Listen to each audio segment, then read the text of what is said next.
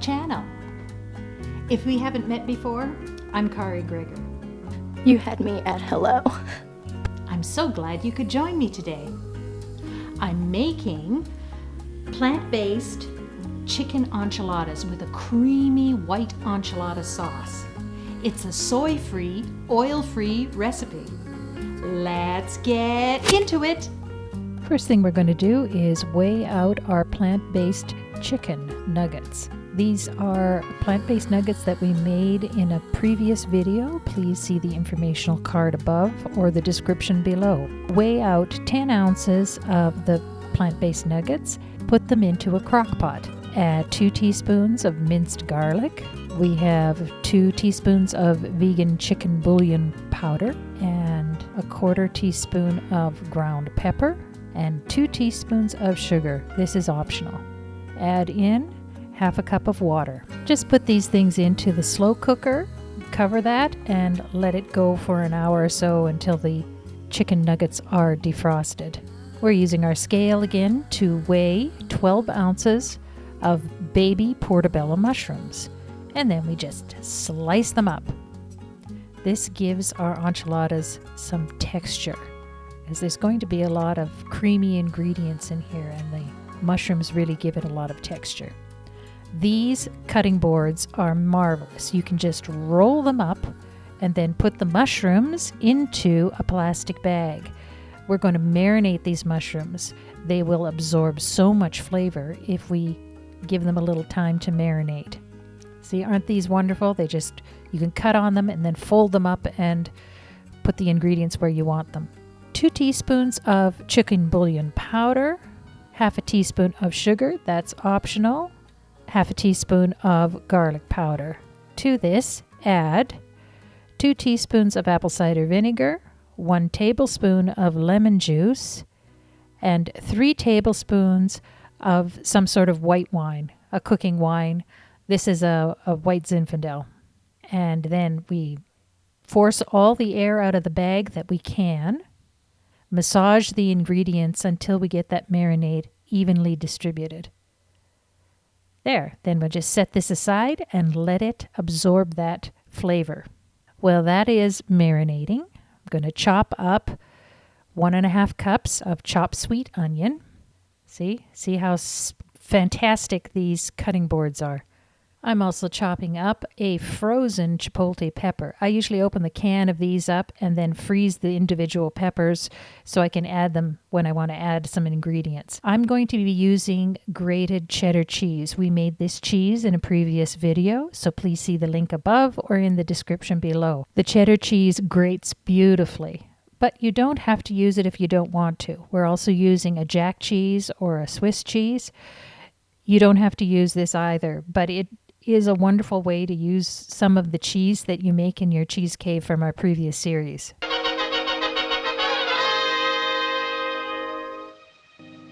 Enchiladas, enchiladas.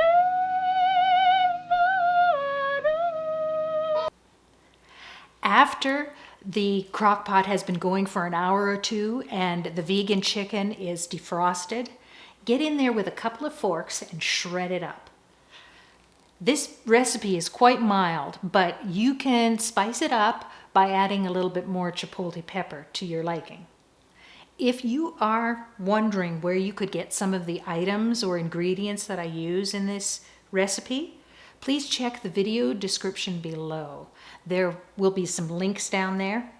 I have a new Amazon affiliate status, and what that means is that I receive a small commission for qualifying purchases on Amazon, but it doesn't affect the price you pay in any way.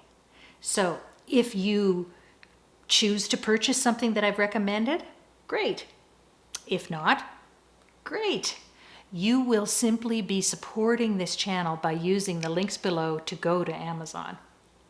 As usual, please give me a thumbs up, subscribe, and hit the bell so you know when another recipe is posted.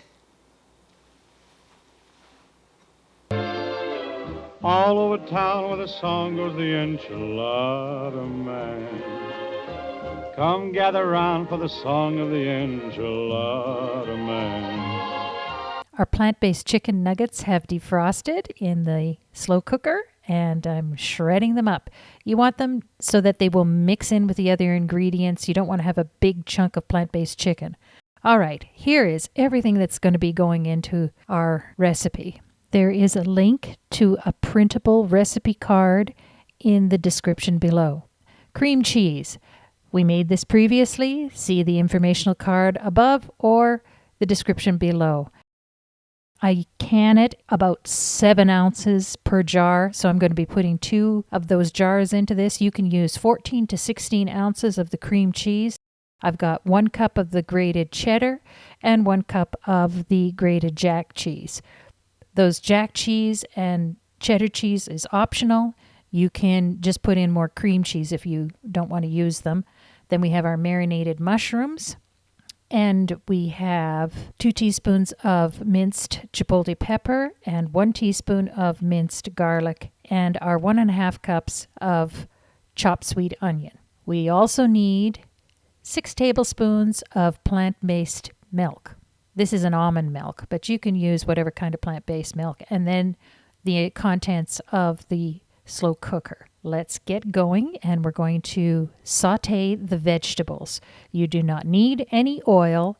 Just make sure to cover it so the juice comes out of the onions and it'll put the moisture into the frying pan. You don't have to add any oil to that. See, they don't stick. These frying pans are fantastic. Non-stick frying pans. Oh, if you're interested in that, take a look in the description below. I have linked some products that I use in this video. After the onions have softened a little bit, now we're going to add in our marinated mushrooms. And we have to cook the water out of these. Usually they have a lot of juice added to them. So now we're going to put in the chipotle pepper and the minced garlic. Stir that around to try and get the chipotle and the garlic distributed. And then we're going to put the cover back on and let this fry up. See, after I take the cover off after a few minutes, look how that juice has come out of those mushrooms. See, you really do not need to have any oil because nothing is sticking. So I let it go until it has dried out to about this point, and now I'm adding in the cream cheese. Just mash that up, spread it around until it warms up and combines with the other ingredients. This cream cheese is so low in fat, it will not really melt. You just kind of have to get it mixed in. It's not going to melt like you would see a normal cream cheese do. At most, you dilute it by adding in all the other juice and the stuff from the vegetables. Once we get that stirred in, throw in the contents of the crock pot. These are a wonderful make-ahead type of enchiladas to have in the freezer. It takes a little bit of work to pull it all together, but then you've got instant meals from the freezer on the other end. So we've got that all combined, and I'm going to put in the cheddar cheese and the jack cheese. Plant-based cheese. This is like before we went plant-based. This is the type of enchiladas I would make. These are so great though because they don't make your stomach ache after you eat them. Now I know it was all that dairy.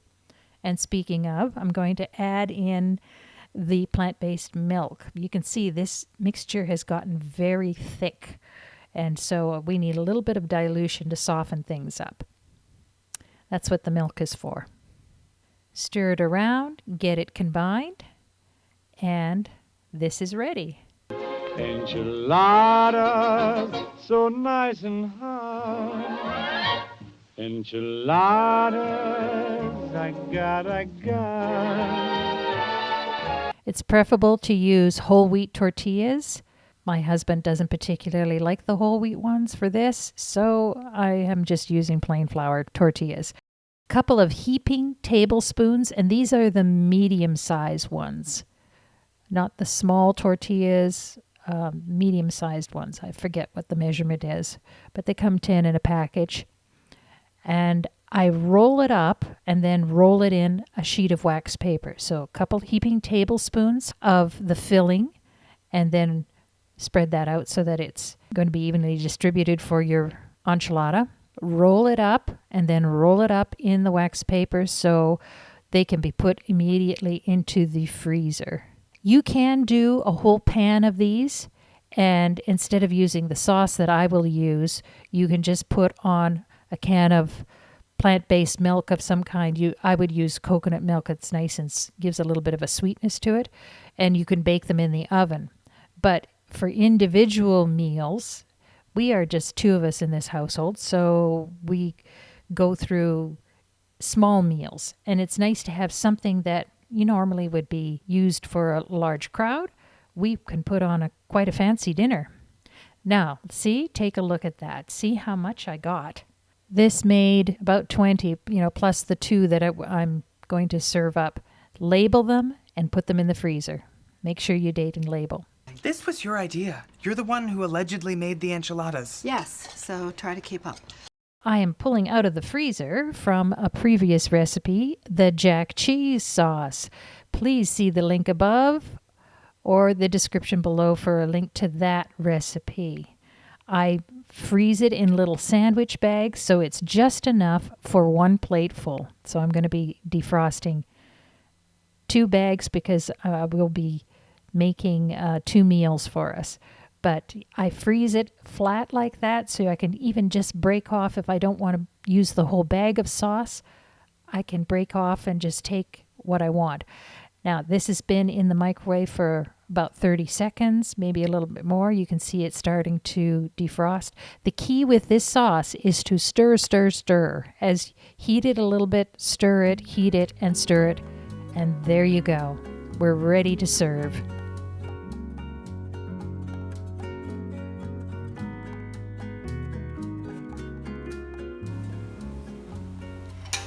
So let's have a little taste. We've got our vegan or plant-based chicken, and I've got that wonderful jack cheese sauce.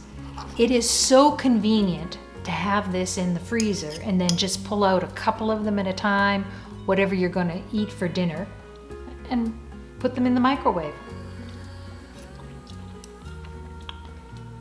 Oh, I tell you, it's that jack cheese sauce, that white enchilada sauce. So creamy, so good.